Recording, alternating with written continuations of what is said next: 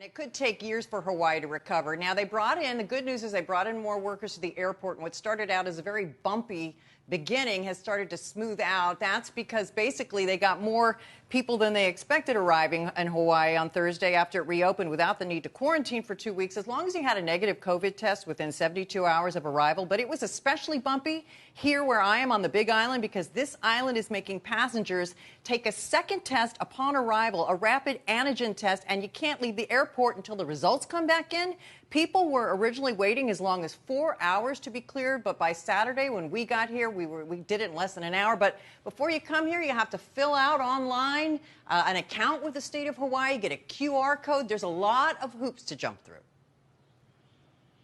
I would say just to pay attention to all the rules and regulations that the state is requiring, because there's a lot of people on our flight that didn't take their test and didn't have their results back yet. But if you're not really digital illiterate, or if you're digital illiterate, it's kind of confusing and stuff.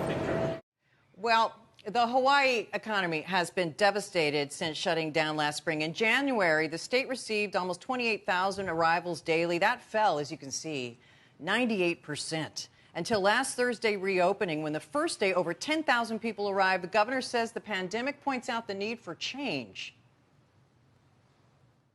Beyond travel and tourism, as a long-term solution, we must make systemic improvements that result in a more diversified and resilient economy for Hawaii residents.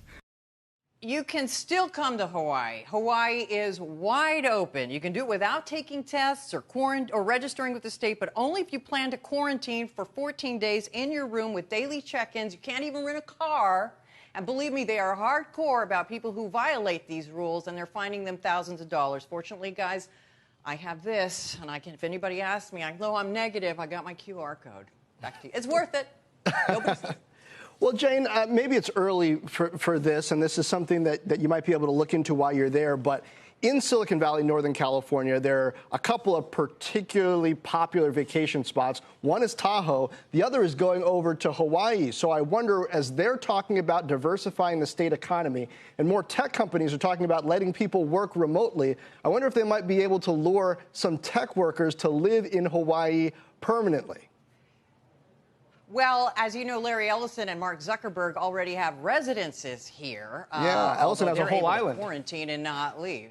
Yeah, he does. You know, please don't leave California. We need your tax dollars, though I guess because your businesses are still in California, we can still take your tax dollars. But I think Hawaii has been trying to talk about diversifying for a very long time. There's, you know, all kinds of sort of tech things with green energy and that sort of thing.